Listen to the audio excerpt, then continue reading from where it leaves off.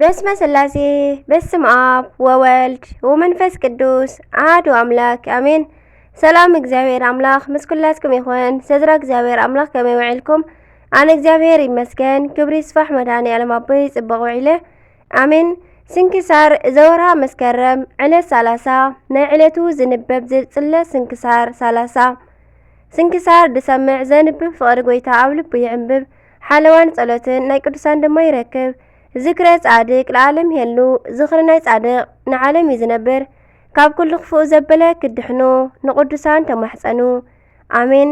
ወላዲተ አምላክ ቅድስት ድንግል ማርያም አደይ ልሳን አንደበት ኩንኒ። ቅዱስ ሚካኤለይ ገብርኤለይ ብየማነይ ብጸጋመይ ይቁምለይ አሜን።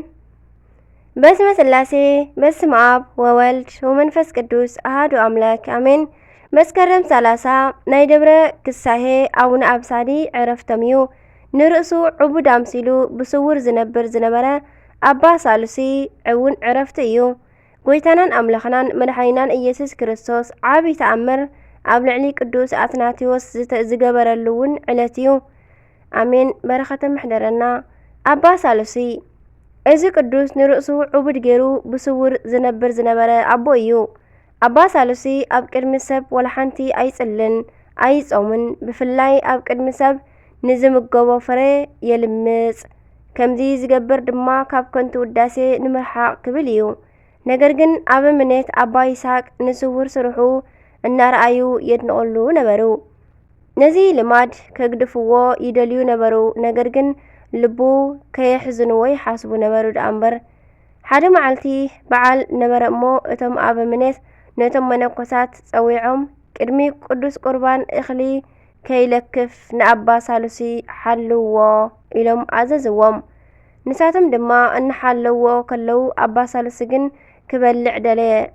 ክበልዕ ደልየ ኣለኹሞ ፈኑኒ በሎም።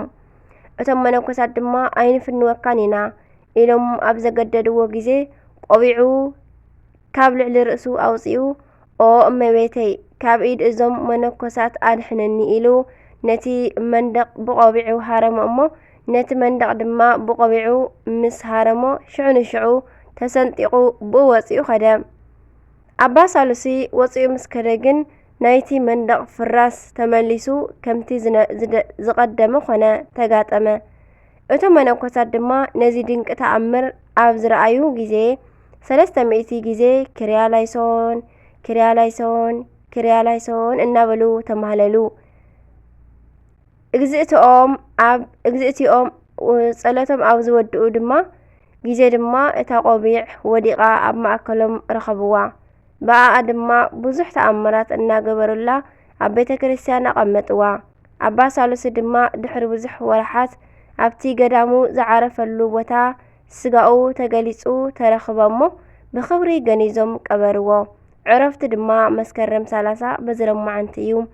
ኣሜን። ካብ ውዳሴ ኸንቱ ተሰዊሮም ዝነበሩ ኣቦና በረኸተ ምሕደረና። ከምትናቶም ተጋድሎን ከምትናቶም ጸሎትን ድማ ይዓድለና አሜን። ናይ ኣባ ሳሉሲ ረድኤት በረኸቱ ይሕደረና፣ ብጸሎቶም ድማ ይምሓረና አሜን። ጎይታናን ኣምላኽናን ኢየሱስ ክርስቶስ ንቅዱስ አትናቴዎስ ዝገበረሉ ዓብይ ተኣምር ከዓ ካልኣይ ከሓዲ ቆስጠንጢኖስ ኣብ ዝነገሰ ጊዜ ንናይ ኣርዮስ እምነት ተቐቢሉ ንቅዱስ አትናቴዎስ ካብ መንበሩ ኣሳዲዱ ኣብ ክንድኡ ንከሓዲ ጊዮርጊስ ኣብ ናይ ማርቆስ መንበር ሸሞ። ንሱ ድማ ዝረኸሰት ናይ ኣርዮስ እምነት ንዘይተቐበሉ ኩሎም ክቐትሎም ኣዘዞ። ጊዮርጊስ ድማ ቁጽሪ ዘይብሎም ብጣዕሚ ብዙሓት ክርስቲያን ብግፍዒ ቀተለ። ቅዱስ አትናቴዎስ ድማ 6 ዓመት ኣብ ስደት ብስቃይ ምስ ነበረ ናብ ቆስጠንጥንያ ኸይዱ ንከሓዲ ቆስጠንጢኖስ ናብ መንበረይ ዘይትመልሰኒ እንተኾይንካ ቅተለኒ እሞ ሰማዕትነተይ ፈጽመለይ በሎ። ንጉስ ድማ ናብ ዝቐንዐት ሃይማኖቱ ስለ ዘይምልዋጡ ከይግስጾ ፈሪሑ ካብ ጥቕኡ ክርሕቐሉ ብምሕሳብ ንአትናቴዎስ ብጥሜት ተሳቕዩ ክመውት ፈረደሉ። ስለዚ ድማ ዘዋሪ ዘይብላ ንእሽቶ መርከብ ገይሩ ብዘይ ምግብን ብዘይ መስተን ናብ ባሕሪ ሜድትራንያን ሰደዶ።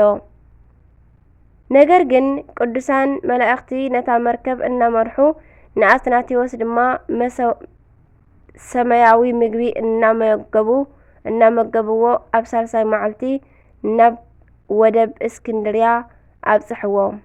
ንቅዱስ አትናቴዎስ ድማ ቅዱሳን መላእክቲ እናተራድእዎ ኣብ ሳልሳይ መዓልቲ ወደብ እስክንድርያ ምስ በጽሐ ምእመናን ለዋሕ ሓላዊኦምን ጓሳዮምን ኣብ ከተማኦም ከም ዝበጽሐ ኣብ ዝሰምዑ ግዜ መብራህቶም ኣብሪሆም እናዘመሩ ብዓብይ ክብሪ ተቐቢሎም ናብ ቤተ ክርስቲያን ኣተውዎ። ከሓዲ ጊዮርጊስ ድማ ሰንቢዱ ንወገናቱ ኣኪቡ ንሃገሩ ገዲፉ ጠፍአ። ናይ እስክንድርያ ምእመናን ድማ ክሳብ ሎሚ ነታ ዕለት የኽብርዋ እዮም። ናይ ጎይታናን ኣምላኽናን ኢየሱስ ክርስቶስ ርህራሄኡ ናይ ቅዱስ አትናቴዎስ በረከቱ ይሕደረና አሜን። ከምኡ እውን አቡነ አብሳዲ ዘደብረ ክሳሄ ወደብረ ማርያም ኣብ ሓይቀ መሳሕል እትበሃል ኣብ ትግራይ ደበሽን እንዳ ማርያም እትርከብ ዓዲ ዝቕመጡ ካህን ቶማስን እምነ ሰሎሜን ዝበሃሉ ፈራህያን እግዚአብሔር ሰብ ሓዳር ነበሩ። ካህን ቶማስ ንበኹሪ ወዱ አቡነ መርቆሬዎስ ምስ ወለደ ንቅድስቲ እምነ ሰሎሜ ከይነገራ ደጊም ይኣኸለኒ እዛ ዓለም እዚኣ ሓላፊት እያ እሞ ነታ ዘይተሓልፍ ዓለም ዘውርስ ግብረ ጽድቂ ክፍጽም እየ ኢሉ ንኽምንኩስ ናብ አቡነ ኤዎስጣቴዎስ ከደ። አቡነ ኤዎስጣቴዎስ ከዓ ንካህን ቶማስ ካባኻ ዝውለዱ ቅዱሳን ውሉድ ስለ ዘለዉ ምንኩስና ክፍልኻ ኣይኮነን በሎ እሞ ብድሕሪዚ ናብታ እምንቲ በዓልቲ ቤቱ ተመሊሱ ብቅዱስ ስርዓት ሰብኣይ ሰበይትን ንአቡነ አብሳዲ አቡነ ማቴዎስን መክብበ ድንግልን ወለዱ። በዚ ከዓ አቡነ አብሳዲ ብዕለት 16 የካቲት 1277 ዓ.ም ተወልደ እሞ ስሙ ሃሎ ክርስቶስ ተባሃለ። ሃሎ ክርስቶስ በቃል እግዚአብሔርን በአካልን ዓብይ ወዲ 12 ዓመት ምስ ኮነ ሕልፈተ ዓለም ተረዲኡ ናብቲ ብስጋ ኣኮኡ ዝበጽሖ ባሕታዊ ኣባ ገብረ መስቀል ጳውሎስ ከደ። ኣባ ገብረ መስቀል እውን ኣብ መጻጽኡ ብቕኑዕ መንፈስ ምዃኑ ፈሊጡ ናብ አቡነ ኤዎስጣቴዎስ ሰደዶ። ምስ አቡነ ኤዎስጣቴዎስ ኮይኑ ድማ ቅዱሳት መጻሕፍትን ትምህርቲ ሃይማኖትን ስርዓተ ቤተ ክርስቲያንን ኣጽፊፉ ተማሃረ። ብድሕሪዚ ወዲ 24 ዓመት ምስ ኮነ ኣስኬማ ዘመላእክት ብኢድ አቡነ ኤዎስጣቴዎስ ለበሰ። አቡነ ኤዎስጣቴዎስ ባሪኹን መሪቑን አቡነ አብሳዲ ኢሉ ሰመዮ። ትርጉሙ ከዓ ኣቦ ብዙሓን ማለት እዩ። አቡነ አብሳዲ ካብቶም 7 ደቂ አቡነ ኤዎስጣቴዎስ በኹሪ እዩ። አቡነ አብሳዲ ምስ ኩሎም ኣሕዋቱ ደቂ አቡነ ኤዎስጣቴዎስን ብፍቕርን ብተኣዛዝነትን ብመንፈሳዊ ተጋድሎን ይነብር ነበረ። አቡነ ኤዎስጣቴዎስ ናብ አርማንያ ክኸይድ ምስ ደለየ ነቶም ብትርፋቶምን ኣእምሮኦምን ብሉጻት ዝነበሩ አቡነ አብሳድን አቡነ መርቆሬዎስን ኣብ ልዕሊ ኩሎም ደቁ ኣሕሉቕ ገይሩ ሸሞም። አቡነ ኤዎስጣቴዎስ ክሸሞም ከሎ ቡራኬን መስቀልን ንወደይ አቡነ አብሳዲ ስብከተ ወንጌልን ብቐዳምነት ኣብ መንበር ምቕማጥን ዕብየትን ድማ ንወደይ መርቆሬዎስ ኢሉ ንደቆም ተላበዎም። በዚ መሰረት ክሳዕ ሎሚ ኣብ ዝኾነ ግዜ ፈላሲ ናይ ገዳም አቡነ አብሳዲ ኣብ ዝህልወሉ ንሱ ይባረኽ። ከምኡ እውን ንፈላሲ ደብረ መርቆሬዎስ ኣብ ማእከል መንበር ቀሪቦም ኮፍ የብልዎ። አቡነ አብሳዲ ጸሎትን ጾምን ዘዘውትር ብትሕርምቲ ንስጋኡ ዝቐጽዕ ብቑዕ ኣቦ ብምንባሩ ካብ ቅድስነቱ ዝተላዕለ ካብ እግዚአብሔር ዝተለኣከ ሕቡእ ባሕታዊ ስጋን ደምን ወልደ እግዚአብሔር ከም ዝቐበሎ ባዕሉ ጎይታናን ኣምላኽናን መድሓኒናን ኢየሱስ ክርስቶስ እውን ህፃን ተመሲሉ ጻዕዳ ልብስን ወርቃዊ መጽሓፍን ከም ዝሃቦ መጽሓፈ ገድሉ ይገልጽ። አቡነ አብሳዲ ብትምህርቱ ንብዙሓት መናፍቃን ረሲዑን ኣብ ዝተፈላለየ ቦታታት ድማ እናዞረ ስብከተ ወንጌልን ኣስፊሑን ብዙሕ ተኣምራት ገይሩን እዩ። ኣብ ከባቢ ዓረዛ ድማ ን70 ዓመታት ተቐሚጡ ብዙሕ ስለ ዝተጋደለላ ክሳብ ሎሚ እዛ ቦታ 70 ትበሃል። 70 እንደርታ ማለት እዩ። ሓደ እዋን ኣብታ ተኣምራት ዝገበረላ ቦታ ከሎ ከዓ ጎይታናን ኣምላኽናን መድሓኒናን ኢየሱስ ክርስቶስ ተገሊጹ ካብዛ እምባ ንወገን ሰሜን ዘላ ቦታ ባሪኸልካ እየ እሞ ምስ ደቅኻ ኣብኣ ንበር ኢሉ ሓበረሉ። እዛ ቦታ እዚኣ ድማ ሎሚ ደብረ ማርያም ደብረ ክሳሄ ትበሃል ዘላ እያ። ከሳሄ ማለት ሙዑዝ ዝጨናኡ ሮዛ ዕምበባ ማለት እዩ። ደብረ ክሳሄ ዝተባሃለሉ ምክንያት ድማ ካብቲ ገዳም ዝተገደመሉ እምባ ወገግ ክሳሄ ዝተወስደ እዩ። ከባቢ ናይቲ እምባ ከዓ ደብረ ማርያም እናተባሃለ ይፍለጥ። አቡነ አብሳዲ ድሕሪ ናይ ነዊሕ ዓመታት ተጋድሎ ዕለተ ዕረፍቱ ከም ዝኣኸለ ምስ ፈለጠ ንደቁ ቃል ማዕዳእን ሂቡ ብድሕሪኡ ንኣቡነ ዘካርያስ ሸመሎም። ብድሕሪዚ ካብ ልዑል እግዚአብሔር ቃል ኪዳን ተቐቢሉ 30 መስከረም በዛ ለማዓንቲ ብሰላም ዓረፈ። አሜን። በረኸቱ ይሕደረና። ዝክረ ዕረፍቱ ድማ ዓመት መፀ 30 መስከረም ብክብሪ በዓል ምስቲ ገዳሙ እስተሓሓዝ ገለ ካብ ዝተዋሃቦ ቃል ኪዳን ግን ሃበ ጽላሎታ ዘበጽሓ ይረኢ ደይነ። ኣብ ጽላሎት ናይታ ጎቦ ዝበጽሐ ሰብ ደይን ኮነ ሲኦል ኣይኣቱን እዩ።